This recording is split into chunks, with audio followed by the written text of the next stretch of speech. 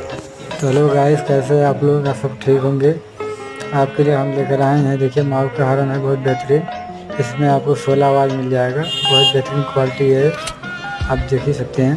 ये बहुत बेहतरीन है हॉर्न है। देखिए इसका किट है, इसमें आप कौन कौन सा तार खोसना होता है देखिए आप बताएंगे। आप देख लीजिए पीला और लाल देखिए मार्का बना हुआ है इस पर, और हरा लाल देखिए बना हुआ है इस पर। तो हरा वाला हरा में रहेगा, पीला वाला पीला में रहेगा। आपको बजा कर सुना देंगे।